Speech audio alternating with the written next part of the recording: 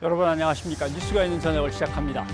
다음 주 월요일부터 사회적 거리두기가 대부분 해제되면서 우리의 일상을 회복하는 시도가 다시 시작됩니다. 일상 속에서 국민이 펼치는 실천 방역으로 전환하는 것입니다. 오늘 뉴스가 있는 저녁은 코로나19 변이의 감소 상황과 방역 정책의 변화를 집중적으로 살펴보겠습니다. 먼저 오늘 준비한 주요 소식을 임보리 앵커가 소개합니다. 전해주시죠. 네, 오늘의 주요 뉴스 전해드립니다. 다음 주 월요일부터 식당 등 다중이용시설의 영업시간과 인원 제한이 모두 없어집니다. 사회적 거리두기 조치가 2년여 만에 해제되는 건데 우리 생활에 어떤 변화가 올지 우려되는 점은 없는지 전문가와 짚어보겠습니다. 더불어민주당이 검찰 수사권을 분리하는 이른바 검수완박 법안들을 발의했습니다. 김호수 검찰총장은 법안 처리 전에 자신을 먼저 탄핵하라며 배수진을 했습니다. 어젯밤 윤석열 당선인과 안철수 인수위원장의 회동 이후 오늘 안 위원장이 업무에 복귀했습니다. 하지만 향후 대통령 비서실과 차관 등 남은 인선을 두고 재점화할 가능성은 여전하다는 전망입니다. 잠시 뒤 전국 상황 자세히 분석해보겠습니다. 문재인 대통령이 다음 달 9일까지 직무를 간 뒤 청와대를 떠나기로 했습니다. 다음 날 취임식에 참석한 뒤에는 바로 경남 양산에 사저로 이동할 예정입니다. 첫 소식입니다. 코로나19 확산을 막기 위해 도입한 사회적 거리두기가 시행 2년 1개월 만에 종료됩니다. 다음 주 월요일부터는 마스크 착용을 제외한 인원과 영업시간 제한이 모두 풀립니다. 또 25일부터는 영화관에서 팝콘을 먹을 수도 있습니다. 최명신 기자가 보도합니다. 지난 2020년 1월 국내에서 첫 코로나19 확진자가 나온 뒤 3월 종교시설과 실내체육시설 등에 보름간 운영 제한을 공고하면서 시작된 사회적 거리두기. 지난해 1월 5명 이상 사적 모임 금지, 7월엔 야간 2명까지로 인원 제한이 강화되는 등 유행 확산세와 연동해 수위가 조정됐습니다. 코로나 대유행의 상징이었던 거리두기가 시행 2년 1개월 만인 다음 주 월요일부터 모두 해제됩니다. 방역 상황이 안정되고 의료체계의 여력이 확인됨에 따라 그동안 방역 조치의 중요한 상징으로 여겨졌던 사회적 거리두기를 이 조치를 과감하게 해제하고자 합니다. 사적 모임 10명, 영업시간 자정까지로 돼 있는 현행 거리두기는 완전히 해제됩니다. 최대 299명까지만 모일 수 있었던 결혼식이나 집회, 행사 등의 인원 제한도 풀립니다. 또 오는 25일부터는 영화관이나 공연장에서 음식을 먹는 것도 가능해집니다. 마스크 착용은 현행대로 당분간 유지됩니다. 정부는 상대적으로 위험성이 낮은 실외 마스크 착용에 대해선 앞으로 2주간 상황을 지켜본 뒤 결정하기로 했습니다. 근본에 대부분 거리두기 조치가 해제됨에 따라 실외 마스크의 해제까지 포함될 경우 방역 긴장감이 너무 약화될 수 있는 위험성을 고려한 결정입니다. 거리두기는 해제되지만 요양병원과 시설 등 감염 취약시설에 대해선 선제 검사와 면회 금지 등 고강도 방역 조치가 계속됩니다. 정부는 거리두기 해제로 일상 속 감염 차단이 보다 중요해졌다며 마스크와 환기, 손 씻기 등 기본 방역 수칙을 철저히 지켜달라고 당부했습니다. YTN 최명신입니다. 정부가 오는 25일 현재 1급 감염병인 코로나19를 격리 의무가 있는 2급으로 하향 조정합니다. 확진자 7일 격리 의무는 당분간 유지하되 다음 달 하순에는 격리 의무가 권고로 바뀌고 재택 치료도 종료됩니다. 기정훈 기자입니다. 방역과 의료를 일상체계로 되돌린다는 게 포스트 오미크론 대응 계획의 핵심입니다. 오미크론 유행은 뚜렷한 감소세를 보이고 국민 30% 이상이 감염되면서 지속 가능한 대응 체계로 전환이 필요한 시점이라는 겁니다. 4월 25일부터 제1급 감염병인 코로나19의 등급을 제2급으로 하향하고 단계적으로 격리 의무를 해제해 나갈 것입니다. 2급 감염병으로 조정되면 격리는 의무가 아니라 권고사항이지만 코로나 확진자의 7일 격리는 당분간 유지됩니다. 4주 동안 이행기를 둬 격리 의무를 유지한 뒤 이후에 단계적으로 푼다는 겁니다. 5월 하순까지 이행기엔 치료비와 생활지원금 등 정부 지원이 유지되고 외래 진료센터도 확충됩니다. 이행기 4주를 무사히 지나면 정부는 코로나 유행 상황 등을 고려해 안착기를 선언하고 그때부터는 코로나 확진자도 일반 독감 환자와 똑같이 격리 의무에서 벗어나고 재택 치료도 종료됩니다. 치료비와 생활지원금 지급도 중단됩니다. 특히 코로나 확진자라 해서 대면 치료를 받지 못하는 상황을 벗어나 기저질환이나 급성 진료를 받을 수 있도록 일상적인 진료 체계를 강화하는 것이 감염병 등급을 조정하는 가장 중요한 이유입니다. 코로나19 전용 병상 가운데 경증 환자를 위한 병상은 일반 병상으로 전환하고 생활치료센터도 단계적으로 축소합니다.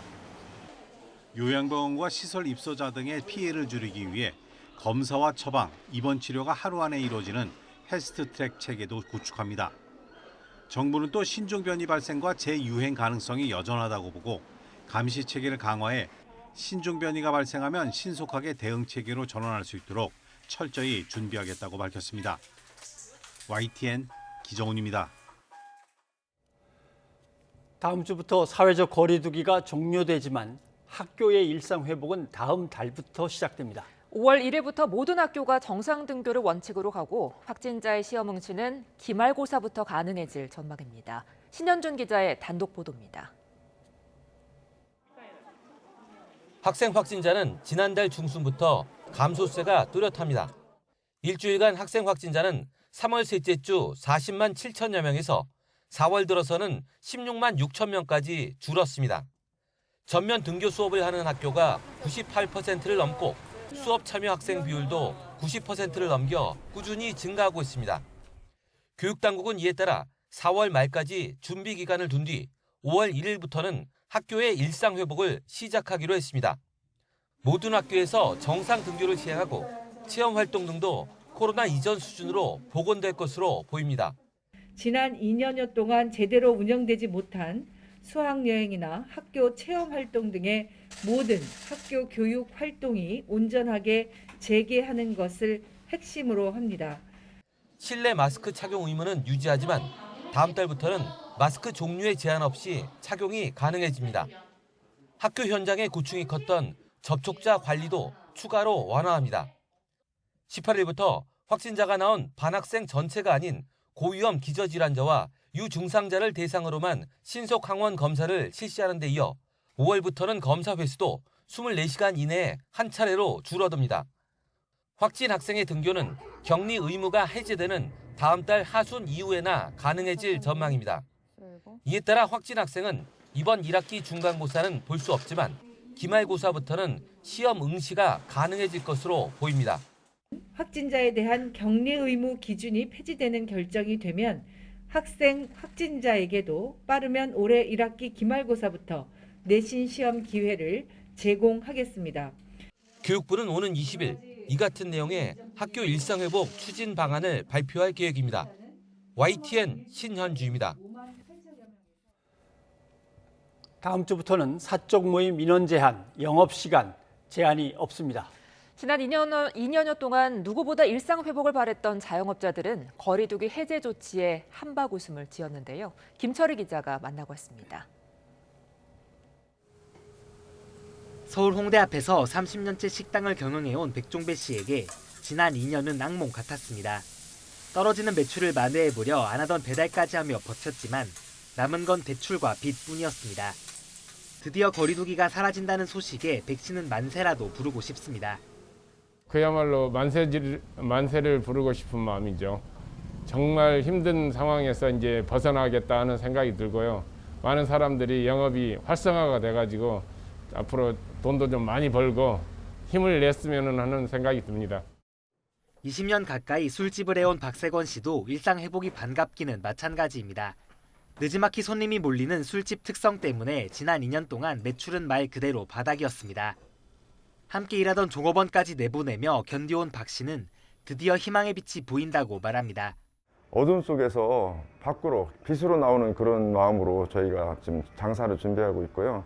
상인들이 지금 많은 어려움을 겪고 있고 많은 분들이 폐업했고 또 고통 속에 지금 살아가고 있습니다.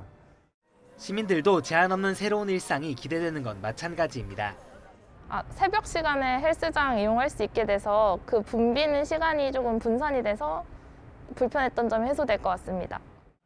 다만 감염 우려가 여전한 만큼 유행이 또 거세지지 않을까 걱정도 남습니다. 대학교에서 이제 비대면 수업이 많았었는데 이제 그게 풀리면서 이제 대면 수업이 많아지는 게 가장 큰 장점인 것 같습니다. 거리두기가 이제 풀리면은 이제 아무래도 전보다 좀 더 확진이 더 늘어나지 않을까. 전문가들은 거리두기 개편이 시기적으로 적절하다면서도 의료 시스템의 과부하가 걸리지 않도록 서둘러 재정비해야 한다고 지적합니다.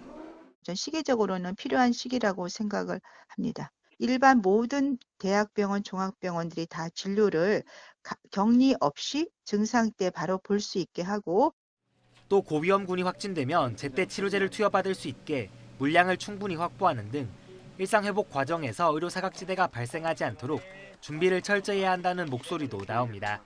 YTN 김철입니다.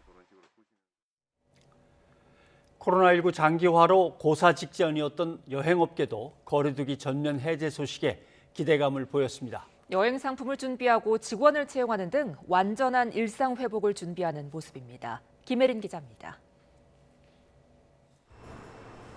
사무실 반쪽을 빨래방으로 고쳐 운영하는 중소여행사 대표 강순영 씨.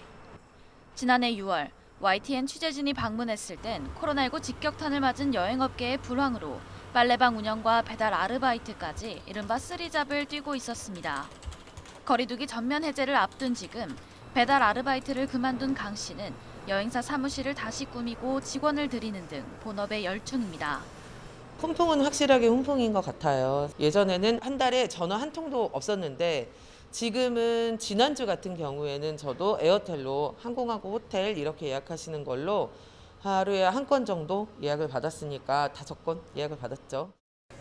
고사 직전까지 갔던 여행사 손실을 생각하면 더디기만 한 일상 회복이 아쉽지만 이제라도 숨통이 트일 것 같아 다행입니다.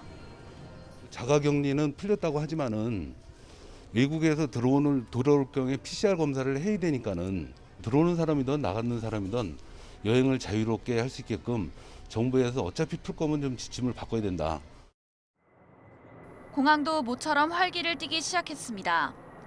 국제선 단계적 정상화에 이어 거리두기, 특별 여행주의보 해제 등 호재가 잇따랐기 때문입니다. 지난주 인천공항 이용객은 13만 4천여 명으로 집계됐는데요.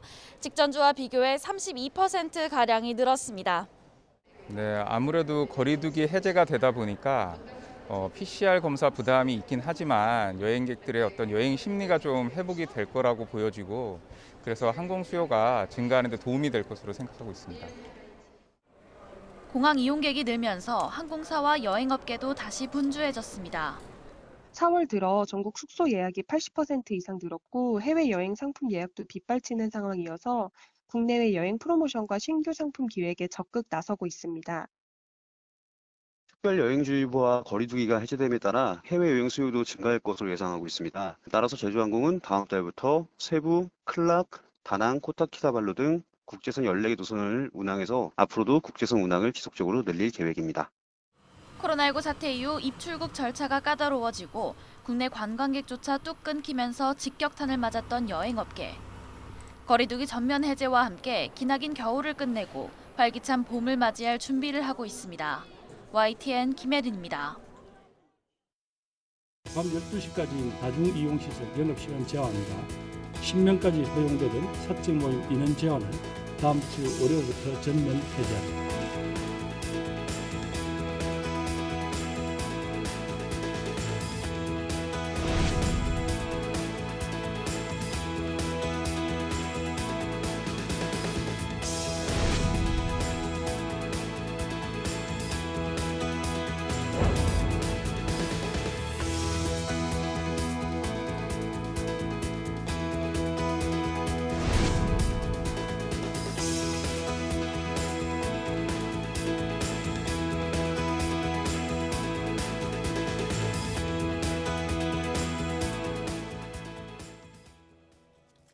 오는 18일부터 코로나19로 인한 사회적 거리두기 조치가 전해드린 대로 전면 해제될 예정입니다.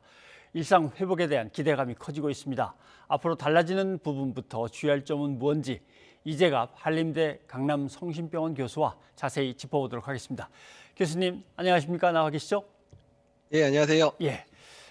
자, 2년 1개월간 진행됐던 사회적 거리두기가 다음 주부터 해제가 됩니다. 이렇게 되면 지금과 어떻게 달라지는 건지 먼저 좀 설명을 좀 해주시죠. 보통은 이제 코로나19 상황에서 이제 어떤 모임을 가지려면 몇 명인지 계속 제한도 있었고요. 또한 예. 영업시간 제한도 있었는데 이제 그 두 부분이 완전히 해제되는 부분들이고요. 또한 다중이용 시설 내에서 대부분 이제 뭐 극장이라든지 뭐 이런 데서 음식 지금 못 먹고 있었잖아요. 근데 이제 예. 음식도 섭취가 가능해지는 부분들, 뭐 어떻든 이런 여러 가지 우리가 이제 사회적 거리두기 때문에 일상생활에서 다중이용 시설에 제한됐던 여러 가지 것들이 거의 대부분 정상화된다 이렇게 보시면 될 것 같습니다. 예. 마스크 착용을 일단은 하라고 놔둔 거는 왜 그렇습니까? 예, 일단 마스크 착용, 특히 이제 실내에서의 마스크 착용 관련된 부분은 뭐 이론의 여지가 없는 상황이라서 일단은 마스크 착용 계속 해야 되는 상황은 마찬가지고요. 예. 그 실외에 대한 마스크 의무에 대한 부분들을 이제 해제할까 말까를 고민했는데, 다만 전반적인 사회적 거리두기가 완화되는 상황에서 마스크 착용 부분까지 실외이기는 하지만 그래도 만약에 완화했을 경우에 이제 전반적인 그런 이제 그 시민들의 그런 마스크 착용이나 이런 부분에 영향을 줄 수도 있다고 생각을 한 것 같습니다. 그래서 인수위에서도 요청을 한 것 같고 정부 차원에서도 일단 거리두기 완화해보고 전반적인 상황을 본 이후에 결정하자 이렇게 결론이 난 것 같습니다. 예. 그리고 이제 영화관에서 뭐 관람을 하면서 팝콘을 먹거나 아니면 스포츠 경기를 관람하면서 뭐 이것저것 음식물을 먹는 것 또는 뭐 음료를 마시는 것, 마시는 것과 마시지 못하게 하는 것, 먹는 것과 못 먹게 하는 것이 이 전파 강도가 뭐 다릅니까? 사실 이제 실내에서 특히 좁은 공간에서 식사를 하거나 음식을 같이 먹게 되면 또 이제 그러면서 이제 이제 이야기를 좀 하게 되거나 이렇게 될 경우에는 이제 바이러스 전파는 당연히 이제 촉진되는 측면들이 있는데요. 예. 근데 이제 넓은 공간들, 특히 야외에 있는 공간들 같은 경우에 사람이 너무 밀집해 있지 않은 공간이라면 음식이나 취식하는 상황에서 그렇게 이제 위험도가 높지는 않을 거라고 예상은 하고 있습니다. 그래서 예. 일단 이런 부분들도 야외에서부터 좀 보편적으로 시작을 하고 그다음에 이제 실내로 이제 좀 확장해 나가는 방식이 좋지 않을까 이렇게 생각을 했는데, 이번에 이제 전면으로 좀 풀려서 이제 성급했던 게 아닌가 생각을 좀 하고 있습니다. 예. 그러고 보니까 지난해 11월에도 영업시간 제한을 푼 다음에 확진자가 확 늘지 않았습니까? 그래서 뭐 과거에 정말 확진자가 하루에 10,000명을 넘었다 그러면 정말 까무러칠 정도로 놀랐었는데 지금 뭐 10만 대를 유지하고 있는 이 상황에서 그래도 되나? 아직 걱정은 많습니다. 네, 일단 전반적인 감염자 숫자, 특히 1, 2개월 내에 감염된 숫자가 워낙에 많다 보니까 유행 자체가 갑자기 커지거나 이러지는 않을 것 같기는 합니다. 근데 예. 다만 최근 들어서 그러니까 이제 4월 넘어서부터 전반적인 거리두기 완화가 예정되다 보니까 이동량 추이가 급격히 좀 늘어나고 있기는 하거든요. 그래서 이제 우리나라가 특히 이제 환자 발생과 이동량이 매우 밀접하게 이제 연관이 돼 있는데, 아마도 이제 지금 떨어져 가고 있는 그런 확진자의 규모가 매우 완만하게 떨어지게 하는 데는 영향을 끼치거나 일시적으로 상승도 생길 수 있다고 지금 보고는 있습니다. 네.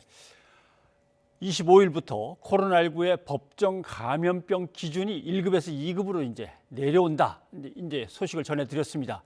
이렇게 되면 제일 궁금한 것은 내가 걸렸을 때 보건당국에 내가 신고를 해야 되는가, 자동으로 체크가 되는가, 회사에는 어떻게 해야 될지, 가족하고의 관계는 또 어떻게 격리를 또 시켜야 되는가, 뭐 여러 가지가 궁금한데 좀 조목조목 짚어주시죠.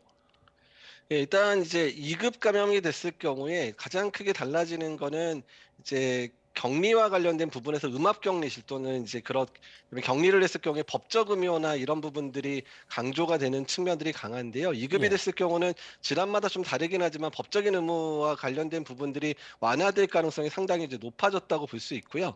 그다음에 두 번째는 이제 진료를 했을 때 예전에 이제 1급 감염병에 대해서 모든 진료비를 정부에서 격리 기간 동안 지급을 했다면 예. 2급부터는 일부만 지급을 한다든지 이제 본인 부담금이 발생한다든지 해서 수가 체계가 매우 바뀌어질 가능성이 사실 높습니다. 그래서 이제 그런 부분이 많이 달라지게 되고요. 그다음에 지금까지 재택 치료를 주로 받으셨다면 이제 2급으로 내려왔을 경우에는 이제 격리 의무가 해제되는 상황까지 가게 된다 그러면 재택 치료보다는 이제 대면 진료가 주된적으로 상황이 될 것 같고, 또한 격리에 대해서 지급됐던 정부 보조금이나 이런 부분들 다 취소될 가능성이 높습니다. 네. 그러면 감염이 된 것 같다 그러면은 검사를 받아보고 본인이 바로 신고해야 됩니까?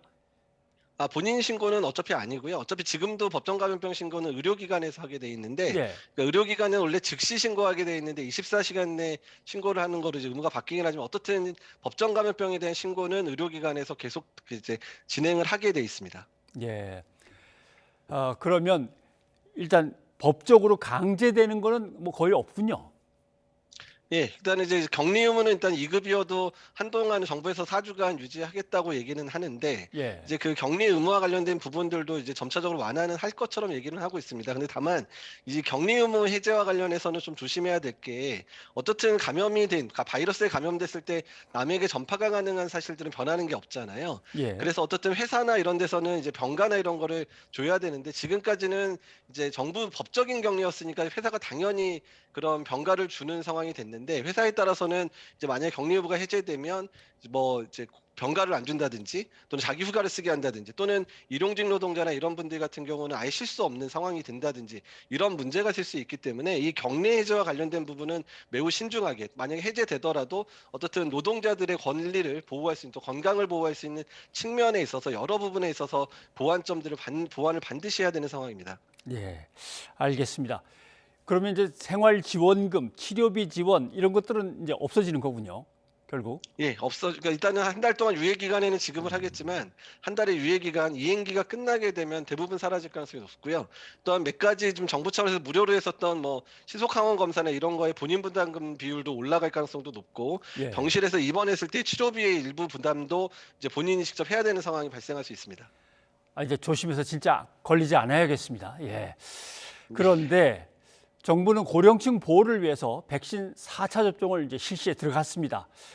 가을철에 다시 확산할 수도 있다라고 해서 일반 국민도 4차 접종이 필요하지 않나 검토를 했다고 하는데 이건 지금 어떻게 진행이 되는 겁니까? 사실 이제 4차 접종의 그 효과에 대한 측면들이 이제 먼저 시행했던 이스라엘에서 나온 거를 보게 되면 중증 예방 효과는 다시 회복이 돼서 뭐 90%, 96%까지 올라간다고 돼 있는데 그 감염에 대한 예방 효과 자체가 뭐 8주 또는 거의 3개월 이내에 이제 2차 접종, 3차 접종 맞은 이후 상황까지 이제 바로 이제 떨어지는 것처럼 나오고 있어서 그래서 일반적인 접종을 전체적으로 해야 되느냐에 대해서는 논란이 좀 되고 있고요. 일단 다만 고위험군에서의 중증 예방 효과는 계속 남아 있기 때문에 그래서 60세 이상에 대한 접종을 이번에 이제 다시 시작하기로 4차 접종을 하기로 결정을 한 것 같습니다. 그래서 아마도 앞으로의 연례 접종에 대한 부분들은 이제 고위험군한테는 이제 국가 필수 예방 접종 형태로 계속 접종을 권고하는 상황이 될 것 같고 젊은 층이나 이런 경우는 이제 만성 질환이 있거나 또는 본인이 근무하는 곳들이 이제 고위험군들에게 이제 병을 전파할 수 있는 그런 환경에 있는 분들 중심으로 아마 예방 접종의 상황이 바뀌지 않을까 이렇게 조심스레 예측을 하고 있습니다. 네. 어떤 걱정은 또 다른 어떤 돌발 변수가 생겨가지고 이런 것들이 허물어지면 어떡하나 이제 이런 걱정도 있습니다만 일단 교수님도 최악을 대비하기는 어렵지만 뭐 준비할 것을 놓쳐서는 안 되겠다라고 SNS에 당부를 남기셨던데 어떤 것들을 철저히 준비해야 될까요? 사실 저희가 작년에 이제 델타 변이가 나올지 또 오미크론 변이가 나올지 예측을 전혀 못했었기 때문에 그러니까 델타 이상의 그런 병독성을 가진 변이가 언제든 나올 수도 있다고 가정을 해서 현재 어느 정도 병상이 이용률이 줄었다 그래서 중환자 병상이나 준중증 병상이나 중등증 병상에 대한 부분들을 만약에 이번에 급격하게 해제를 하게 되면 만약에 그런 변이가 다시 왔을 때 병상을 다시 환원해서 다시 이제 환자를 보게 하기 상당히 어려워질 수도 있기 때문에 그런 부분들을 대비해서 병상 활용과 관련된 부분들에 있어서는 장기적인 계획들을 가져야 되고 또 병원들이 그런 부분들을 유지할 수 있는 그런 지원이나 이런 부분들이 돼야 되고 또 의료계하고 상의가 필요하거든요. 그래서 그런 논의를 본격적으로 해야 될 거라 생각을 하고 있습니다. 예, 지금까지는 어떻게 하다 보면은 사람들이 모여도 다들 마스크 쓰고 있고 다들 조심하고 거리도 일단 서로들 띄우고 그래서 뭐 서로 조심하고 지키고 있으니까 괜찮겠다 싶었는데 이제 모이고 벗고 마시고 하다 보면은 이거 다들 뭐 증상이 없는 분들이긴 하지만 어떨지 모르니까 걱정이 됩니다.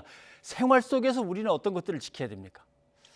그러니까 여기서 저희가 깨달아야 될 거는 정부 차원에서의 어떤 뭐 거리두기나 이런 부분은 해제될지 모르더라도 바이러스의 위험성 자체는 그대로 남아있는 거고 변한 게 없거든요. 그러니까 우리가 지금까지 지켰던 마스크 착용이라든지 사람 간의 접촉을 최소화해야 되는 부분도 또 많은 사람이 모이지 않도록 하는 거, 또 밀폐된 공간에 대한 환기라든지 이런 부분은 전혀 변할 게 없습니다. 그래서 이제 앞으로는 정부 차원에서의 어떤 강조된 거나 이제 강요되는 그런 부분보다는 본인 스스로 이런 부분에 대해서 내 스스로 보호하고 내 동료를 보호하고 내 가족을 보호한다는 생각을 가지고 스스로가 조심해야 된다는 부분들을 더 강조해서 또한 새겨서 또 이렇게 해주셔야 될 것 같습니다. 예, 알겠습니다. 뭐 마스크라든가 아까 말씀하신 환기, 손 씻기 지금까지 지켰던 것들 뭐 그대로 지키는 수밖에 없는 거군요. 일단. 네. 예, 이재갑 교수님 오늘 여기까지 듣겠습니다. 고맙습니다. 네, 감사합니다.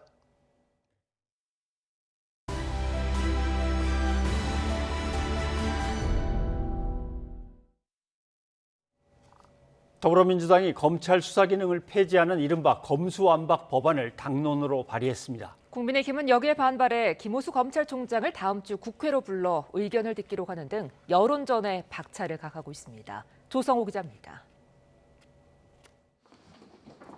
민주당 박홍근 원내대표가 대표 발의한 검찰 수사권 분리, 이른바 검수완박 법안이 국회에 제출됐습니다. 부패와 경제범죄, 공직자 선거범죄, 방위사업범죄, 대형 참사 등 검찰에 남은 6대 범죄 수사권을 완전히 폐지하는 게 핵심입니다. 6대 범죄라는 부분을 직접 수사하지 못하도록 했고요. 사건을 송치하거나 기록을 송부한 이후에도 직접 수사보다는 경찰을 통해서 보완 수사가 이루어지도록 하는 식으로 바꾸었습니다. 수사에 필요할 때 관할을 벗어나 직무를 할 수 있는 권한, 그리고 검찰 수사관직제도 폐지하도록 했습니다. 수사기관들의 상호 견제를 위해 경찰, 공수처 직원들에 대한 수사권만 남겨뒀습니다. 형사소송법에서 검찰의 수사권을 언급한 조항도 전부 손대 검찰이 일반적인 수사 실무에 관여하지 못하도록 했습니다. 6대 범죄 사건을 경찰로 이관하기 위한 시행 유예 기간은 공포 후 3개월로 정했습니다. 경찰의 수사 독점에 대한 우려에 민주당은 헌법이 정한 검사의 영장 청구권과 기소권, 변사사건 검시, 수사관 교체와 징계 요구 권한 등으로 검찰이 충분히 통제할 수 있다고 설명했습니다. 한국형 FBI나 중대범죄수사청 같은 경찰 권력 분산을 위한 대한수사기구는 윤석열 정부 출범 후 국회에서 논의하기로 했습니다. 국민의힘 대응도 바빠졌습니다. 다음 주 법제사법위원회에 김호수 검찰총장을 출석시켜 검찰의 반대 의견을 듣기로 했고, 원내 지도부가 박병석 국회의장을 찾아 민주당의 강행 처리를 막아달라고 설득에 나섰습니다. 소위 말하는 검수완박법 강행 처리는 국회의 명예를 손상시키는 것이기 때문에 절대 안 된다. 의장님께서 양당 간에 이 부분에 대해서 중재할 수 있도록 좀 조정안을, 타협안을 좀 제시해달라. 민주당은 오는 28일 본회의에서 법안들을 처리하는 방안을 유력하게 검토하고 있지만, 공교롭게도 박 의장이 오는 23일부터 열흘간 북미 순방에 나서는 게 변수가 될 걸로 보입니다. 문재인 정부 임기 내 공포까지 마치겠다는 민주당의 속도전에 국민의힘이 강대강으로 맞서는 만큼 법안 통과까지는 험난한 과정이 예상됩니다. YTN 조성호입니다. 김호수 검찰총장이 이틀째 국회를 찾았습니다. 검찰 수사권 폐지 법안을 입법하기 전에 자신부터 탄핵하라는 작심 발언을 거듭 쏟아냈습니다. 검찰은 민주당이 발의한 검수완박 법안을 위헌으로 규정하고 법리적인 문제점을 집중적으로 부각한다는 방침입니다. 손효정 기자입니다. 연이틀 대검찰청이 아닌 국회로 출근한 김호수 검찰총장. 검수완박 법안 통과를 막기 위한 작심 발언 수위를 더 끌어올렸습니다. 검찰에 잘못이 있다면 검수완박 입법에 앞서 총장인 본인이 책임지겠다며 자신을 먼저 탄핵해달라고 요구했습니다. 검찰이 잘못했다면 그 책임은 검찰의 총장인 검찰을 이끌고 있는 저에게 있다고 생각합니다. 입법 절차에 앞서서 저에 대한 국회의 탄핵 절차를 먼저 진행해 주실 것을 요청드립니다. 법안의 본회의 상정 권한을 갖고 있는 박병석 국회의장과의 면담도 이틀 만에 간신히 성사됐습니다. 그러나 면담은 비공개로 10분가량만 이뤄졌고 별다른 소득은 없었습니다. 김 총장은 검수완박 법안의 위헌성과 성급한 형사사법제도 개혁의 문제점을 재차 전했지만 박 의장에게서 명확한 답변은 듣지 못한 것으로 전해졌습니다. 검찰의 조직적인 반발과 전방위 호소에도 더불어민주당이 결국 검수완박 법안을 발의하면서 입법을 저지하려는 검찰도 전략 보완이 시급해졌습니다. 대검은 공식 입장을 내고 발의된 법안은 범죄 수사를 경찰에 독점시켜 검사를 수사 주체로 규정한 헌법을 명백히 위반했을 뿐 아니라 국민의 생명과 안전에 직결되는 법안을 충분한 논의 없이 2주 안에 입법하는 것은 헌법상 적법 절차 위반에 해당한다고 반발했습니다. 일단 김 총장이 다음 주 월요일 국회 법사위에 직접 출석할 수 있게 되면서 법안의 위헌성과 수사 지연 등 부작용을 중점적으로 호소하는 데 집중할 것으로 보입니다. 이와 함께 대검은 자체적으로 검찰개혁 방안도 마련해 박범계 법무부 장관에게 보고한 것으로도 파악됐습니다. 검수완박 법안이 발의된 상황에서 검찰은 당분간 국회와의 접점을 더 넓힐 것으로 보이지만 설득과 호소 외에는 뚜렷한 돌파구가 없는 게 현실입니다. YTN 손효정입니다. 한동훈 법무부 장관 후보자가 준비단 사무실로 첫 출근하면서 후보 인사청문 준비를 본격화했습니다. 검찰이 저지의 사활을 걸고 있는 검찰 수사기능 폐지 법안에 대해서는 명분 없는 야반도주라며 입법을 추진하는 더불어민주당을 거세게 비판했습니다. 한동호 기자입니다. 한동훈 법무부 장관 후보자는 출근 첫날부터 거침없었습니다. 겸허하고 성실한 마음으로 청문회를 준비하겠다고 입을 뗀 뒤 더불어민주당의 검찰 수사기능 폐지 법안을 강하게 비판했습니다. 이제는 지난 5년간 무슨 일이 있었길래 이렇게 명분 없는 야반 도주구까지 벌여야 되는지 국민들께서 많이 궁금해하실 거라고 생각합니다. 이른바 윤석열 라인에 치우친 인사를 할 거라는 우려에 대해선 오직 국민 눈높이에 맞는 형평 인사를 하겠다고 강조했습니다. 윤석열 당선인의 핵심 측근이 지명되면서 당장 우려가 쏟아졌던 항설특검 직권 발동에 대해선 이렇게 즉답을 피해갔습니다. 그래서 어떤 특정 사건이라든가 방향을 전제로 해서 제가 지금 단계에서 말씀드리는 것은 괜한 오해만 불러일으킬 것 같습니다. 다만 업무 처리는 공정하고 누구에게나 똑같을 거라는 점을 약속드립니다. 관심을 끌었던 이성윤 서울고검장과의 만남은 이 고검장이 김학의 출국 금지 수사 외압 재판에 피고인 신분으로 출석하면서 일단 첫날은 불발됐습니다. 한 후보자님 사무실 고검에 차렸는데 만나실 계획 있으십니까? 법무부 장관 후보 지명에는 어떻게 생각하십니까?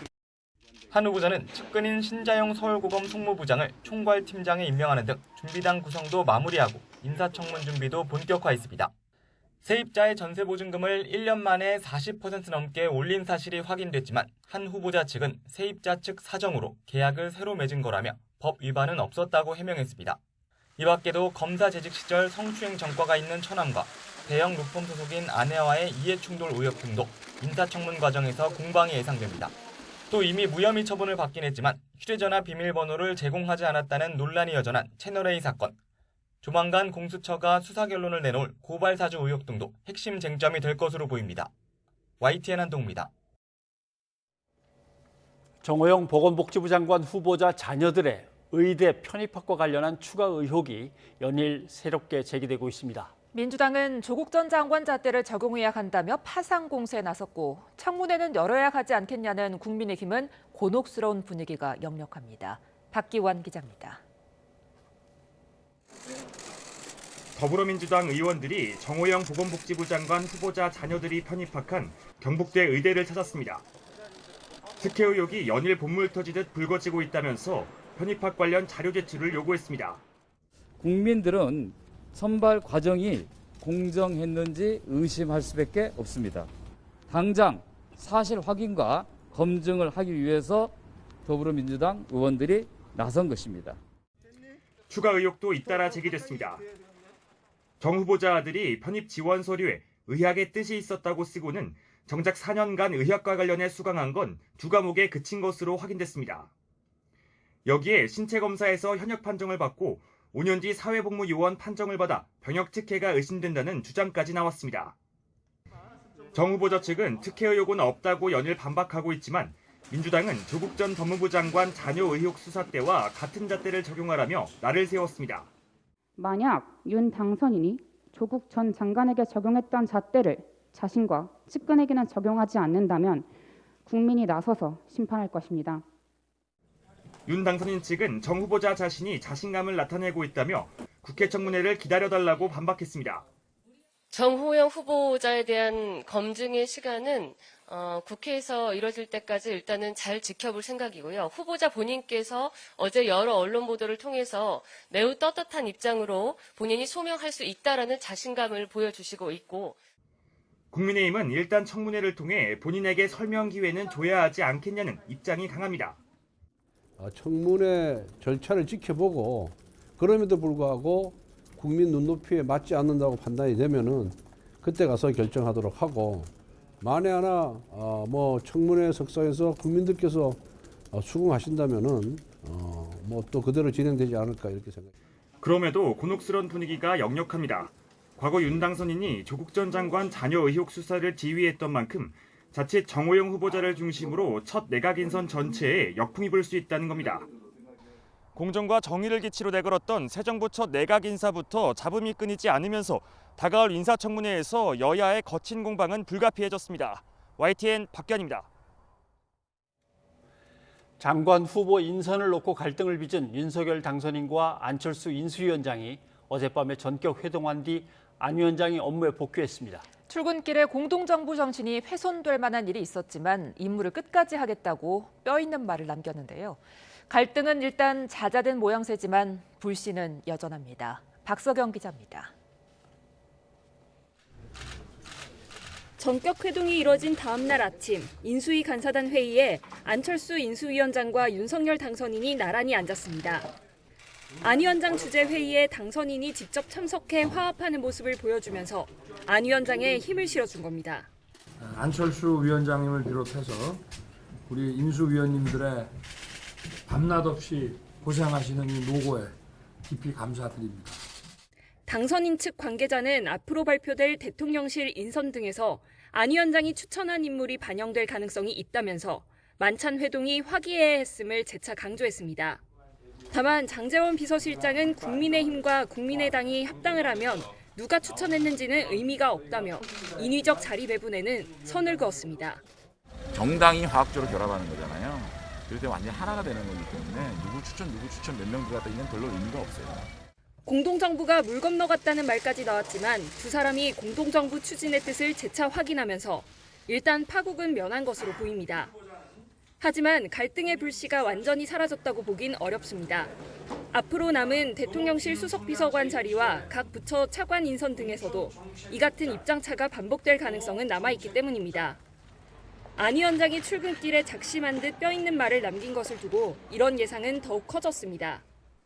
공동정부 정신이 훼손될 만한 일이 있었습니다만 다시 국민들께 실망을 끼쳐드리는 일은 없어야 한다는데 인식을 같이 했습니다. 인수위 관계자는 안 위원장의 감정이 완전히 풀어지진 않은 것 같다면서 일주일 정도 더 지켜봐야 한다 말하기도 했습니다.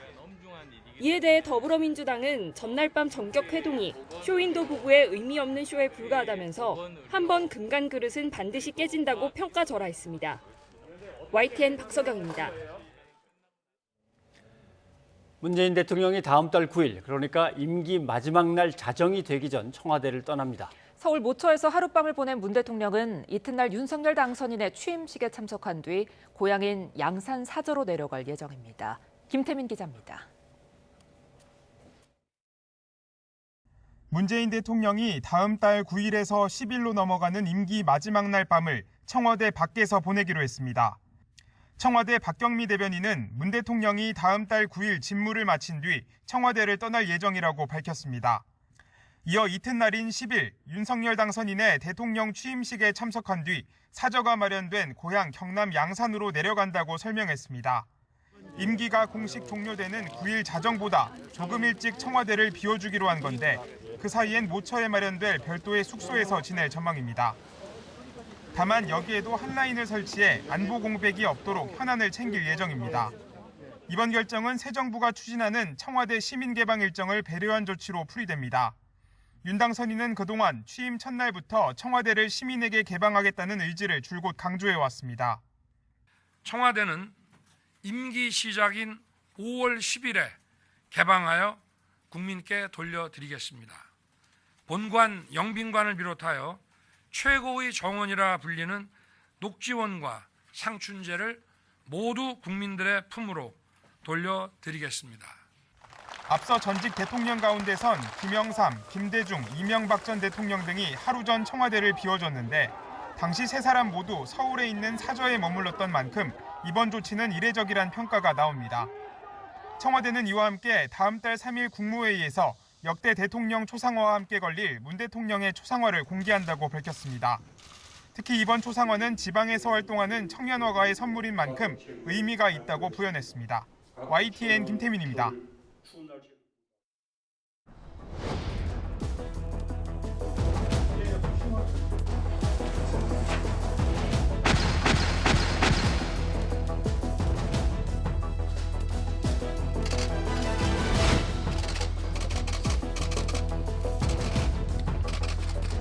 이번에 핵심적으로 저희들이 이제 손을 댄 곳은 6대 범죄라는 부분을 직접 수사하지 못하도록 했고요.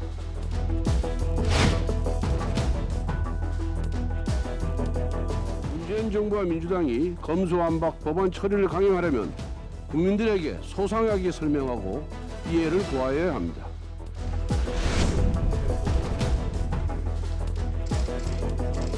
입법 절차에 앞서서 저에 대한 국회의 탄핵 절차를 먼저 진행해 주실 것을 요청드립니다.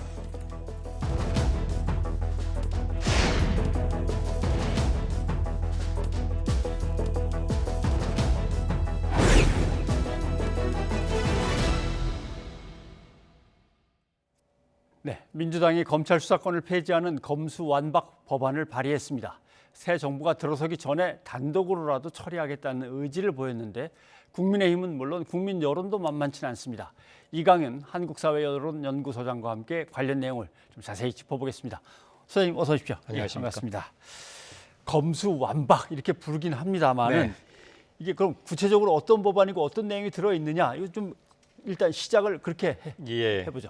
검수완박 네 글자인데 예. 검찰 수사권 완전히 박탈한다. 그 한 글자씩 따서 검수완박이잖아요. 예. 이 네 글자만 듣고 이게 뭐지 하시는 분도 제법 계실 겁니다. 예. 여론조사를 해보면 이 내용이 아직 충분히 전달이 안 되고 있구나 그런 감도 좀 갖긴 합니다. 지금 그동안은 검찰이 수사를 두 갈래로 해왔지 않습니까? 경찰에서 초벌 수사를 해서 송치되는 이른바 송치 사건, 예. 그리고 검찰이 자체 인지 또는 기획 수사를 하는 것. 대개 두 번째 것이 뉴스의 초점이었고 우리가 흔히 익히 들어왔던 검찰 중수부 또는 뭐 특수부 주로 예. 이런 데서 이런 걸 해왔는데 검경 수사 조정을 하면서 상당 부분을 경찰로 넘겼고요. 예. 지금은 경제 분야 그리고 고위 공직자 수사 범죄, 방위 산업, 대참사 이를테면 뭐 세월호라거나 가습기 대책 이런 거겠죠. 예. 등 6개 분야만 현재 검찰이 수사할 수 있도록 남겨뒀었는데 그게 1년 전이었죠. 예. 이것 때문에 당시 윤석열 검찰총장이 사퇴를 하고 정치에 뛰어들 계기 중에 하나가 되기도 했고요. 네. 이제 민주당에서는 그것마저 그 6개마저 수사권을 다른 수사기구로 넘기고 현행 검찰의 기구와 인원과 권한을 축소하겠다. 예. 그리고 검찰은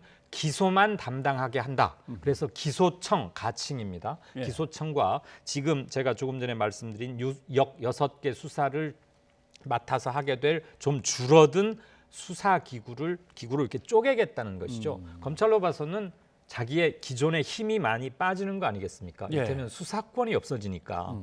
그래서 많이 반발하고 있고요. 참고로 이런 식의 형사사법 지금 대손질을 보고 있는 과정인데 지난번 작년에 했던 게 1차 개혁이라면 예. 지금 이거는 2차이자 완결편이라고 민주당은 말하고 있는 것이고요. 참고로 이것은 1954년 형사소송법이 이 현행과 같은 틀을 갖춘 것으로부터 치면 약 70년간 유지되어 왔던 것입니다. 알겠습니다. 뭐 국민의힘과 민주당과 국민의힘은 뭐 연일 거칠게 뭐 네. 서로 공격하면서 충돌하고 있는데 한번 얘기 좀 들어보겠습니다. 네. 예. 한 내정자의 첫 일성 역시 검찰개혁 입법 저지였습니다. 일개 장관 내정자가 국민을 대표하는 국회의 입법 권한을 저지하겠다고 공언한 것입니다. 삼권 분립과 대의민주주의를 정면 부정하는 특권 검찰의 민낯입니다. 검수완박은 이재명 방탄법입니다. 대장동 게이트, 벽현동 옹벽 아파트, 성남FC, 권력 범죄를 은폐하기 위해 수사 자체를 막아버리겠다는 의도입니다. 민주당은 착각하지 말아야 합니다. 권력자의 범죄는 결코 숨길 수가 없습니다. 문 대통령은 국민을 설득하지 못한다면 검수완박 거부권을 행사해야 합니다. 네. 근데 민주당은 속도를 내서 빨리 처리를 하려고 그랬고 거기에 대해서 여론은 뭐 이렇게 서두르지 준비도 안 돼 있는 것 같은데 라고 했는데 마침 또 법무장관 후보에 한동훈 검사장이 이제 임명되니까 뭔가 또 여론이 다시 또 힘을 받았는지 민주당이 또 밀어붙입니다. 민주당이 서둘러서 빨리 처리해야 되는 배경은 어떻게 보십니까? 상당히 긴장이 조성되고 있죠. 예. 검수완박법을 지금 현행 문재인 정부 임기 내에 처리하지 않으면 물론 앞으로도 2년간은 더 민주당이 국회에서 다수석이긴 하지만 다음 정부 내에서 추진을 해도 윤석열 당선인 이제 곧 대통령이 되겠죠. 그렇죠. 그러면 윤석열 대통령이 이걸 거부권을 행사하지 않겠느냐. 그러면 입법하기가 굉장히 힘들고 민주당은 검수완박, 검찰로 하여금 수사권을 완전히 뺏는 것, 회수하는 것이야말로 자기들이 쭉 해왔던 검찰 개혁의 대미를 장식한다고 생각하고 있는 것이죠. 국민의힘은 반대하고 있고요. 그리고 이 직전에 검찰에서 아주 강력히 반발했고 심지어 법무부에 파견돼 있는 검사들도 하나같이 모두 다 반대를 했지 않습니까? 그래서 대개 인사청문회를 앞두면 장관 후보자는 국회에 몸을 낮추고 잘 보이게 하는 게 상례인데 아주 대놓고 야반 도주라는 거친 게 들리는 말도 했고요. 그러니까 정의당에서는 오늘 또 대낮 활극이다 이런 말까지도 했는데 정권 교체기 현 임기 말이자 새 정부 출범을 앞두고 가장 큰 이슈이자 최대 대립점이 형성이 됐는데 시한을 못 받고 있지 않습니까? 문재인 정부 임기 내에 하려고 하니까 국회에서는 일촉즉발일 수밖에 없고요. 이게 참 갈수록 커지는 뉴스가 될 것 같습니다.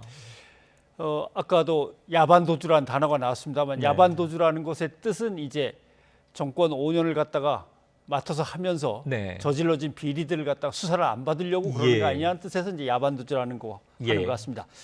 아무튼 거대한 여당이 아직은 여당이니까 거대한 여당이 발의를 하고 통과를 시키려고 밀어붙이니까 이제 야당은 필리버스터로 맞서겠다. 또 여당에서는 지금 우리는 쪼개기 국회를 해가지고 필리버스터를 갖다 중간중간 끊어버리겠다 이렇게 되는데 처리 전망이 어떻습니까? 쉽지 않아 보입니다. 방금 앵커께서 두 당의 전략과 향후 원내 통과, 법안 통과가 할 때 예상되는 점을 아주 정리를 잘 해주셔서 제가 말씀 특별히 보탤 건 없습니다만 국민의힘이 필리버스터에 들어가서 저지에 나선다면 필리버스터를 무력화시키는 것은 180석, 60% 이상의 찬성이 필요한데 현재 민주당 172석에다가 민주당의 우호적인 무소속 등등을 다 합쳐도 178, 9 정도밖에 안 되거든요. 그래서 정의당 6석의 도움이 어느 때보다 필요한데 정의당은 이렇게 현 정부 임기 내에 서둘러 끝내려고 하는 것에 반대한다라고 했고요. 그래서 쉽지 않아 보이죠. 그러면 회기를 쪼개가지고 사나흘씩해서 지금 두 건만 처리하면 되는 겁니다. 형사소송법 개정안과 검찰조직법. 이걸 두 건만 하니까 회기를 나누어서 함으로써 필리버스터를 무력화시키겠다는 건데 그대로 도상연습 한 대로 되지 않을 가능성이 높고요. 이 과정에서 물리적 저항 이런 것도 일부 예상할 수 있고요. 그 원내 통과 전략을 지금 섣불리 말씀드리기는 조금 애매한 게 아닌가. 물론 수적으로 민주당이 하려고 들면 전혀 불가능한 건 아닙니다만 그 과정에서 상당한 무리가 나올 수도 있겠다는 생각입니다. 물론 뭐 박수로 만장일치로 그냥 당론을 정했다고 하지만 사실 반대하는 사람도 있었으니까. 민주당 내에서도 지금 소수이긴 하지만 이견이 나오고 있기 때문에 그래서 더더욱 당론 투표를 하게 하려고 만장일치 당론으로 정했던 거 아니겠습니까? 비밀 자유투표에 붙여버리면 물론 정책투표는 기명투표니까 누가 파악은 할 수 있습니다만 그걸 방지하려고 해도 민주당 자체만으로는 172석이란 얘기죠. 그런데 국민의 입장에서 이걸 쳐다보면 당끼리의 뭐 이제 정쟁이 아닌 국민의 입장에서 보면 자 어떻게들 생각하고 계실까? 근데 여론조사 결과를 보면 아까는 잠깐 반대하는 게 훨씬 더 많은 여론조사가 나왔는데 또 어떤 여론조사는 또 그렇지도 않고 이게 그렇습니다. 좀 혼란스럽습니다. 그렇습니다. 지금 자막 나가고 있네요. 리얼미터 조사한 거에 의하면 검찰로 하여금 수사를 완전히 못하게 하겠습니다. 그랬더니 그렇게까지 할 거 있습니다가 한 38% 정도고요. 예. 그거는 좀 급격한 거 아닙니까? 그리고 그래서 아무튼 반대한다가 반을 조금 넘습니다. 예. 그런데 며칠 전 최근에 나온 다른 여론조사는 그 차이가 줄거나 심지어 찬반이 조금 바뀌는 것도 한두 개가 있거든요. 자세한 것은 중앙선거 여론조사심의위원회에 가면 다 등재가 돼 있긴 한데요. 제가 이렇게 보는 견지로는 국민들께서 검수완박의 구체적이고 핵심적인 내용에 대한 이해도랄까 전달이 조금은 아직 미흡한 게 아니냐. 예. 그 점이 하나 있고 또 하나는 그거에 대해서 아직 가지런히 판단을 내리시기에 조금 정보가 부족했거나 생각들을 좀 하고 계시는 측면도 있는 것 같습니다. 더군다나 이게 작년에도 한번 굉장히 큰 사안으로 이슈가 됐었던 거고 그리고 대선 국면으로 들어가면서는 조금 수면 아래로 들어갔거든요. 정말 이렇게 중요하면 그때 계속 왜 하지 않았습니까? 라는 생각도 일부 갖고 계시는 것 같고요. 그런데 지금 이것을 일일이 소상하게 설명하고 뭐 하기에는 사실 시간이 없는 게 그렇습니다. 국민 일부는 그때 다 조정이 끝난 게 아니었습니까? 네. 또 일부는 아니 그렇게 중요하면 대선 때 공약을 내걸고 뭘 하든지 뭐 이런 네. 얘기를 하시는 분도 있고. 그리고 약 1년이었죠. 지난 3월 달에 지금 이걸로 크게 충돌을 해서 당시 검찰총장이었던 윤석열 총장이 작년 3월 4일 날 검찰총장직을 그만둡니다. 예. 그로부터 따져도 지금 한 13개월쯤이 됐는데 물론 그동안에 대선이라는 큰 정치적 이벤트가 있긴 했지만 이게 그렇게 중요한 사안이면 계속 대선 기간에도 이슈를 살리고 국회는 가동이 됐으니까 이걸 출하했었는데 왜 가만히 있다가 이렇게 하느냐라고 물으시는 분도 계시리라고 생각합니다. 그것을 민주당이 그동안 대선 기간 캠페인 중에 이것을 국회를 소집해서 통과하기에는 물론 쉽지 않은 점은 있었습니다. 예, 알겠습니다. 그리고 아마도 대선 결과가 이렇게 정권을 내주게 되는 형국이 되니까 그래서 더 급히 서둘러 하는 것 아니냐. 그래서 일부에서는 문재인 대통령과 이명박 전 민주당 대선 후보를 지키려는 보복성 정치 수사로부터 지키려고 하는 것이다. 이런 강성파 지지자들의 얘기도 있기 때문에 그러면 이 두 사람 때문에 이 법을 만드는 것인가라는 오해도 일부 촉발되고 있다는 점도 참고가 됐으면 좋겠습니다. 검수완박이라고 하는 민주당의 카드에 사실 대척점에 있는 사람이 이제 물론 당선인도 있지만 한동훈 이제 법무부 장관 후보자입니다. 그래서 드디어 장관 후보가 된 다음에 이제 첫 출근을 하고 인사청문회 준비를 한다는 소식 전해드렸습니다만 목소리를 좀 직접 들어보죠. 예. 검수완박 입법이 시행되면 힘센 범죄자들은 사실상 제도적으로 죄짓고도 처벌받지 않게 됩니다. 결국 이 법안이 통과되면 피해를 보는 것은 오직 힘없는 국민들 뿐입니다. 할 일을 제대로 하는 검찰을 두려워해야 할 것은 오직 범죄자뿐입니다. 이제는 지난 5년간 무슨 일이 있었길래 이렇게 명분 없는 야반 도주구까지 벌여야 되는지 국민들께서 많이 궁금해하실 거라고 생각합니다. 네, 뭐 민주당은 단단히 벼르고 있을 텐데 청문회 전망을 어떻게 보십니까? 누가 봐도 윤석열 정부에서 윤석열 당선인이 한 장관급 인사 중에서 가장 쇼킹 또는 파란 뭐 이런 얘기도 언론 제목에 보이던데요. 그것은 한동훈 법무장관 지명자 후보자가 아닐까 싶습니다. 윤석열 당시 검찰총장 현 당선인과는 여러 면에서 뗄래야 뗄 수 없는 마치 2인 3각의 관계라고도 할 수 있고요. 그리고 주요한 사건에 최근에 무혐의 판결이 나오긴 했습니다만 이른바 채널 A 검언 유착 사건의 피의자이기도 했고요. 고발 사주 문건에 대해서는 정확한 그 역할이 부각되지는 않고 있습니다만 우선 고발 사주건에 대한 수사가 제대로 이루어지지 않은 점도 있고요. 그러나 모종의 연루 내지는 관련이 있는 것 아니냐는 강한 추측도 제기되고 있고 그 한동훈이라는 이름이 갖고 있는 상징성 이것 때문에 안 그래도 전운이 높았는데 오늘 방금 출근길의 발언도 시청자 여러분께 전달이 됐습니다만 민주당으로서는 그냥 넘어가기 힘든 지점이 아마도 있을 겁니다. 조국 수사의 주임 최핵심 검사이기도 했고요. 또 이제 인사청문회가 펼쳐지지 않습니까? 새 정부와 거대 곧 야당이 될 172석 민주당 간의 힘겨루기가 한 번에 그냥 길들이기 정도가 아니고 향후 2년간의 국정 운영에 대한 서로의 내비게이터라고 할까? 방향타 같은 거라고 생각하고 있기 때문에 대접점이 예상되는데 한동훈 개인에 대한 자질, 도덕성, 재산 축적 이런 것을 포함해서 이게 지금 정치 현안이자 인사청문회 이슈도 되는 것이고 향후 정국의 일정한 분수령 중에 하나로도 작용할 수 있기 때문에 예. 모든 게 중첩되어 있는 것 같습니다. 어떤 거는 계속 논란이 됐던 네. 이제 의혹을 이제 가지고 논란이 됐던 어떤 정치적인 쟁점이었지만 네. 전혀 정치적인 쟁점이 아니었던 뭐 재산이라든가 이런 것들은 이제 아직 모르니까 예. 이제 봐야 되겠군요. 근데 언론들 뭐 취재가 계속 이제 나오겠죠. 취재를 하겠죠. 네.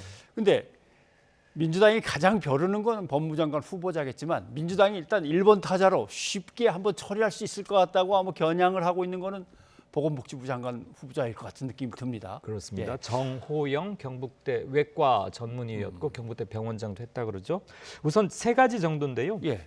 국민들이 굉장히 아주 주의 깊게 보고 굉장히 싫어하시는 것들이 조금 걸려 있어요. 일테면 아들, 딸, 일남 일녀인데 경북대 의대에 학사 편입을 합니다. 공교롭게도 자기 아버지 정호영 지금 장관 후보자가 고위 건무 원장이나 부원장으로 있던 기간에 학사 편입을 했는데 한 사람은 아들은 경북대 공대를 다니다 왔고 두 번째 딸은 서울대 이과대학을 다니다 이렇게 왔는 의대가 아닌 이과 계열 학과를 예.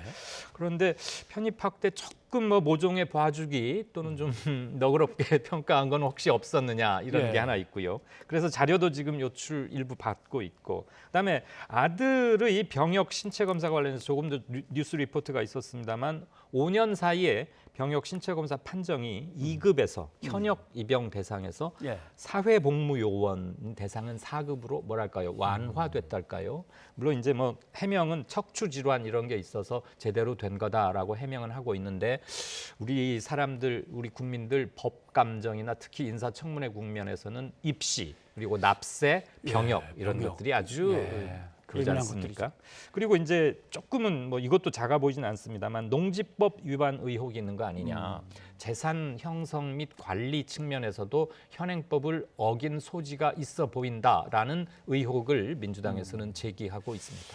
그러고 보니까 그것도 작지는 않군요. 왜냐하면 공직자들이 그것 때문에 다 옷을 벗고 나간 경우가 있었으니까. 그랬습니다. 예, 농지법 최근에. 때문에 여야가 한번 지난 작년에 굉장히 몸살을 앓았고 그리고 무엇보다도 윤 당선인이 슬로건으로 내걸었고 중요한 가치로 강조했던 게 공정과 법치와 상식인데 윤 당선인이 강조했던 그런 것들이 가치와 과연 부합하느냐 하는 측면도 있고 조국 청문회를 아마 많이들 기억하시는 분도 계실 거고요. 그래서 능력을 무엇보다도 유일하게 그리고 가장 중요한 기준으로 삼았다고 하는데 그 능력 못지않게 사실 몇 년 동안 청문회를 지켜보면서 우리 국민들의 기대치랄까 눈높이도 많이 올라갔다. 저는 그게 정상으로 되어가는 과정이라고 보는데 그랬지 않습니까? 그 과정에서는 여러 가지 것들이 좀 많이 몰려 있다. 이런 생각이 듭니다. 어제 하루 종일 가장 핫 이슈는 안철수 예, 인수위원장이었습니다. 갈라설 것 같았고 그래서 핫 이슈가 됐는데 저녁 때 또 만찬을 하면서 화해를 했다라고 또 이 속보가 들어와서 화제가 됐고요. 한번 목소리 잠깐 좀 들어보시죠. 첫째도 민생이고 둘째도 민생입니다. 저를 포함해서 우리 안철수 위원장님 그리고 여기 계신 모든 분들이 인생보다 더 소중한 것은 없다 하는 그런 마음으로 여러분들 각 분과가 나눠져 있긴 하지만 전부 우리가 종합적으로 민생을 챙긴다는 그런 공통된 그런 과제를 가지고 공동정부 정신이 훼손될 만한 일이 있었습니다만 다시 국민들께 실망을 끼쳐드리는 일은 없어야 한다는데 인식을 같이 했습니다. 앞으로 국정 전반에 대해서 인사라든지 정책에 대해서 심도 깊게 논의를 하기로 했고 특히 보건의료 그리고 과학기술 또한 중소벤처 그리고 교육 분야에 대해서는 더 제가 전문성을 가지고 더 깊은 조언을 드리고 관여하기로 했습니다. 네, 공동정부 잘해봅시다. 조언해 주시면 잘 제가 새겨 듣겠습니다. 이렇게 하고 끝났을까요? 아니면 자 이거는 제가 약속을 드릴게요. 뭐 이게 있었을까요? 어떻게 보십니까? 솔직히 잘 모르겠습니다. 아, 두 사람만 했던 거니까. 그런데 서령 뭐를 하겠다고 메모나 각서 형태라고 한다 해도 과연 그게 지켜지지 않았을 때 그걸 딱 야무지게 따지고 들기에도 참 애매한 게 현행 대통령제 이런 문제가 아닌가 싶고요.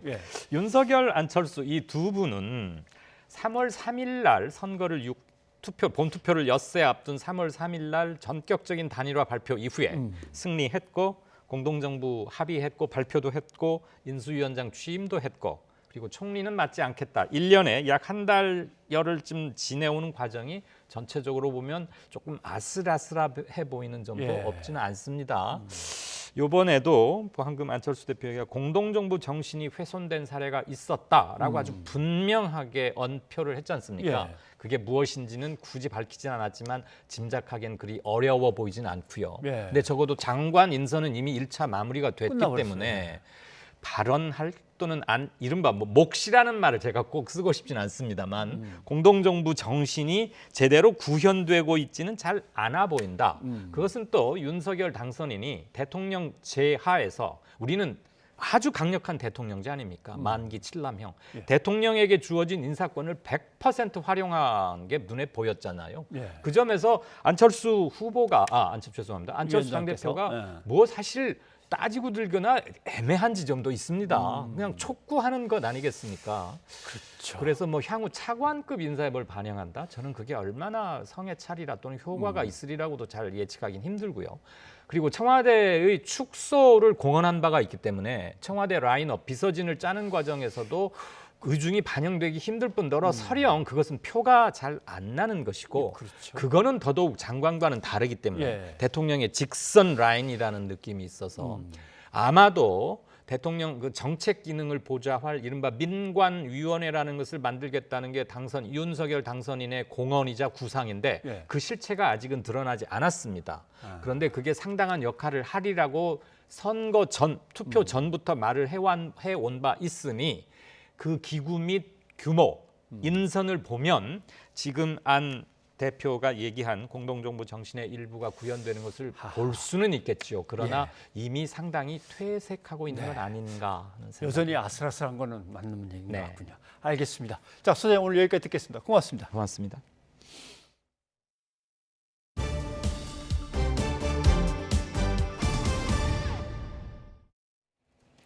윤석열 대통령 당선인이 물가 상승의 장기화에 대비하는 동시에 금리 인상에 따른 취약계층의 피해를 최소화해야 한다고 당부했습니다. 대통령직 인수위원회는 곧바로 한국은행과 금융위원회, 금융감독원과 연달아 간담회를 열고 대책을 논의했습니다. 강희경 기자입니다. 윤석열 대통령 당선인이 공개석상에서 연일 치솟는 물가에 대한 대비책을 다시 한번 당부했습니다.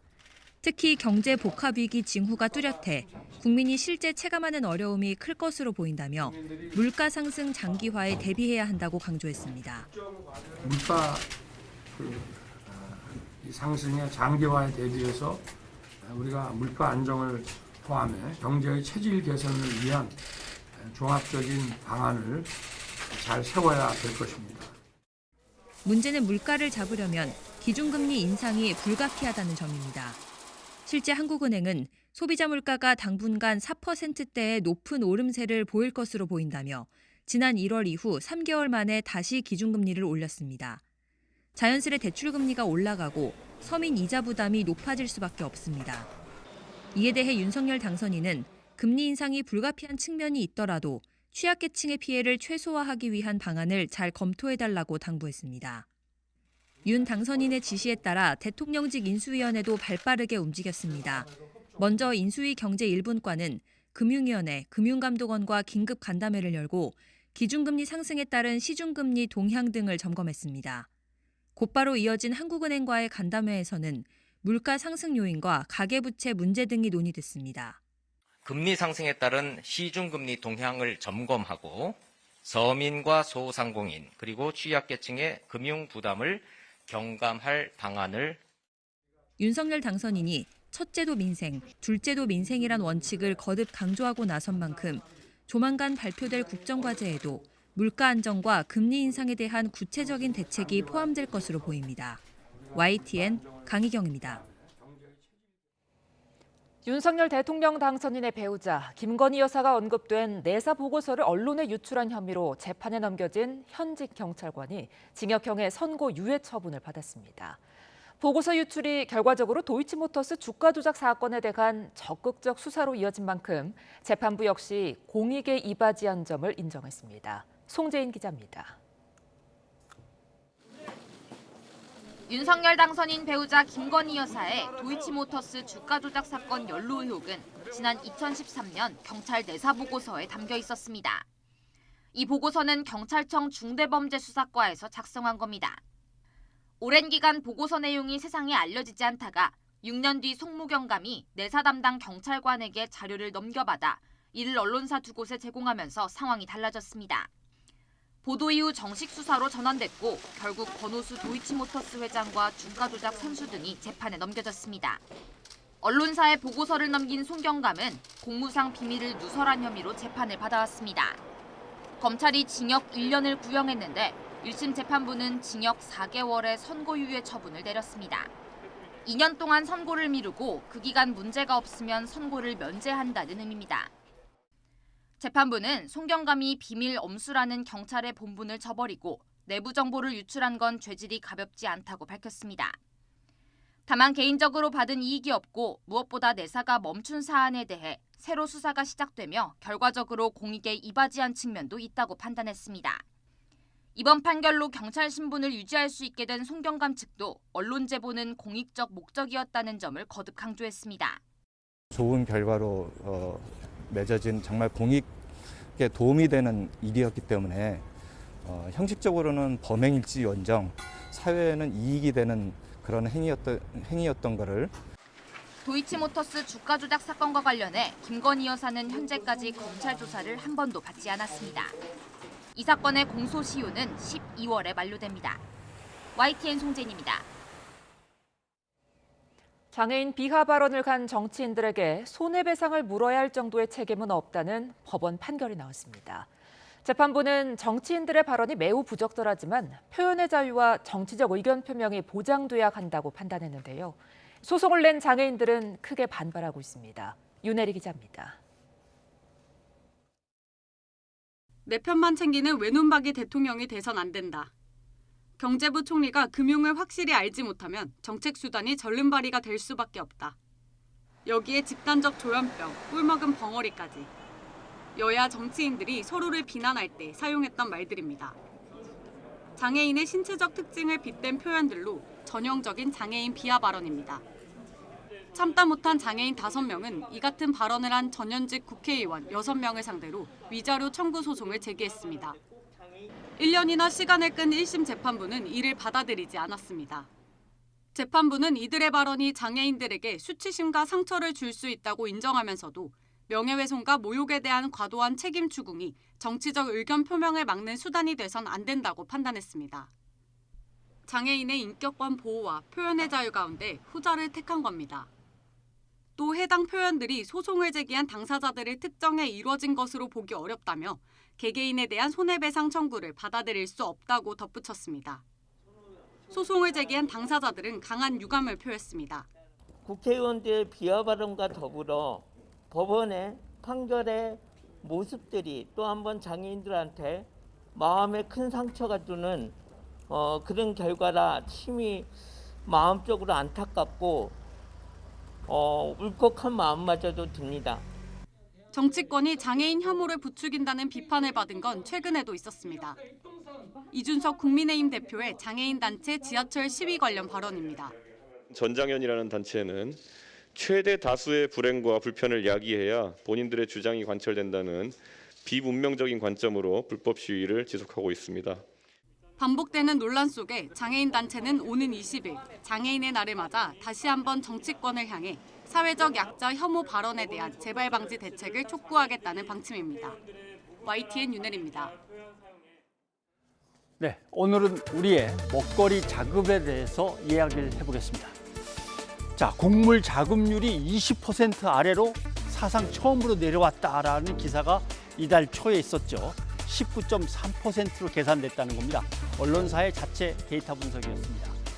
뭐 20%를 살짝 내려왔거나 20%를 살짝 올려서 유지하고 있거나 그다지 뭐 중요한 문제는 이미 아니긴 합니다. 보시면 주요 국가의 곡물 자급률을 비교해 봅니다. 우리나라는 1970년에 80%였는데 30으로 뚝 떨어지더니 지금 20.2로 공식 통계로는 내려와 있습니다.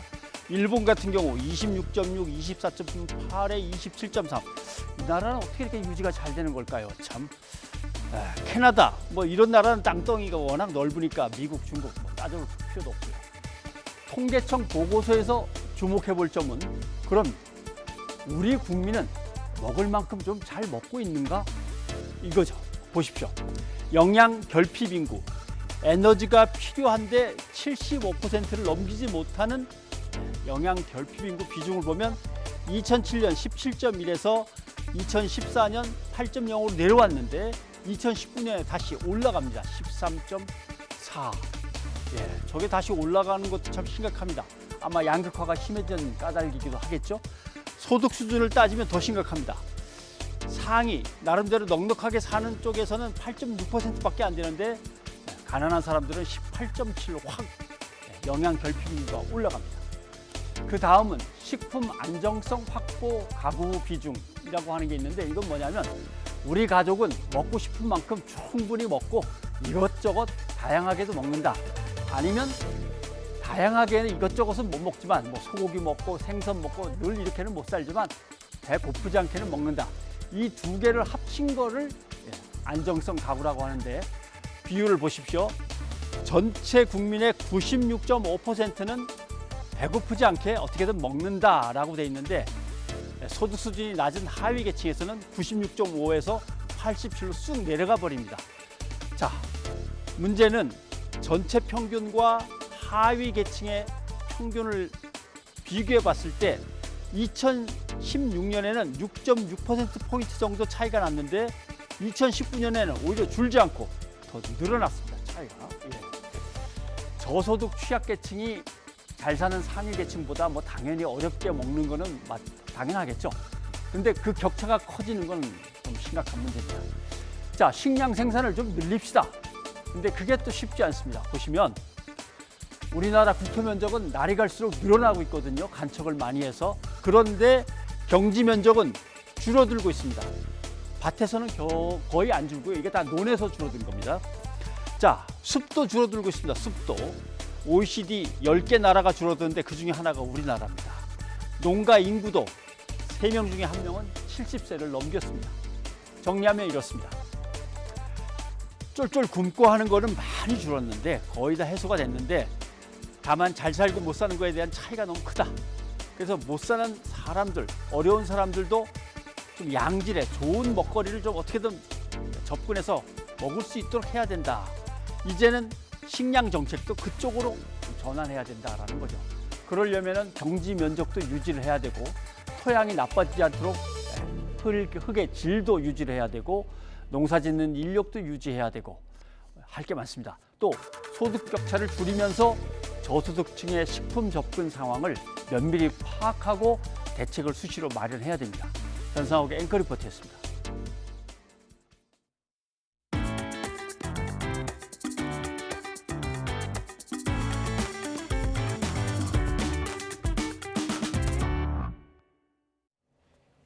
오늘은 북한이 성대하게 기념하겠다고 밝혀온 김일성 생일, 이른바 태양절 110주년입니다.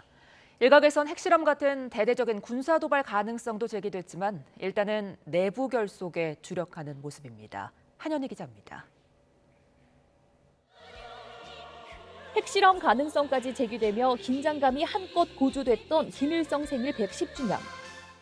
So in terms of the upcoming anniversary and what provocative action the DPRK may take, I don't want to speculate too much, but I think it could be another missile launch, it could be a nuclear test. 하지만 예상과 달리 북한은 별다른 군사적 움직임은 보이지 않고 있습니다. 위성 등을 통해 준비 동향이 노출됐던 열병식도 이번엔 열리지 않았습니다. 4월 25일 조선인민혁명군 창건일 등 계기에도 열병식이 진행될 수 있는 가능성에 대해서도 종합적으로 고려하면서 북한은 대신 한 달 내내 보조시켜온 축제 분위기를 이어가는 데 주력하며 대공연과 불꽃놀이 같은 대대적인 행사를 예고했습니다. 지난 2월 김정일 생일 90주년과 마찬가지로 다채롭고 규모 있는 행사로 내부 체제 결속 다지기에 집중하고 있는 겁니다.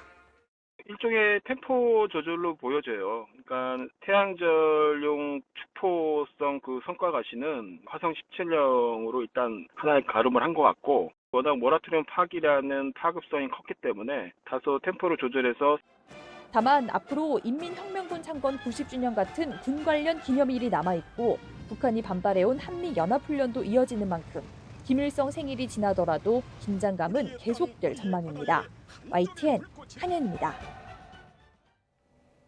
조 바이든 미국 대통령이 다음 달 하순 일본을 방문하는 것에 맞춰 윤석열 당선인과의 한미 정상회담이 열릴 가능성이 커지고 있습니다. 일본을 찾기에 앞서 다음 달 21일 서울에서 한미 양국 정상이 만나는 방안을 포함해 회담 일정을 조율하는 작업이 본격화한 것으로 확인됐습니다. 홍주혜 기자입니다. 미국과 일본, 호주, 인도의 안보협의체 쿼드 정상회의가 다음 달 24일 일본에서 열릴 것으로 보입니다. 바이든 미국 대통령이 쿼드 참석을 위해 동아시아 지역을 찾는 기회에 한국과 미국의 정상회담 역시 성사될 가능성이 큽니다. 윤석열 당선인 측은 정상회담을 조기에 개최할 필요성에 대해 미국과 이미 공감대를 이뤘다고 밝혔습니다. 한미동맹 강화에 대한 양 정상의 의지가 확고한 만큼 신정부 출범 이후에 한미 정상회담을 조기에 개최할 필요성에 대해서도 의견을 교환했습니다. 당선인 측 고위 관계자는 바이든 대통령의 방일을 전후로 서울에서 정상회담을 추진하고 있다고 확인했습니다. 일본에 가기 전에 서울부터 들러 다음 달 21일 정상회담을 하는 방안을 포함해 쿼드 정상회의 전후로 가능성을 열어두고 날짜를 조율하고 있습니다. 다음 달 10일 취임해 같은 달 하순 10여일 만에 한미 정상회담이 열리면 역대 대통령 가운데 가장 빨리 미국 대통령을 만나는 셈이 됩니다.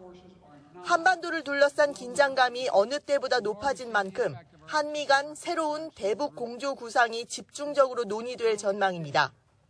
당선인 측 관계자는 이와 함께 코로나19와 기후변화, 신흥기술 등 워킹그룹 참여를 통해 쿼드와 협력 지점을 넓혀나갈 계획이라고 설명했습니다. 다만 쿼드에 정식 가입하는 건 아직 고려하지 않고 있다고 선을 그었습니다. YTN 홍주혜입니다. 저희가 오늘 준비한 소식은 여기까지입니다. 네, 저희는 다음 주 월요일 저녁에 다시 찾아뵙겠습니다. 여러분 고맙습니다.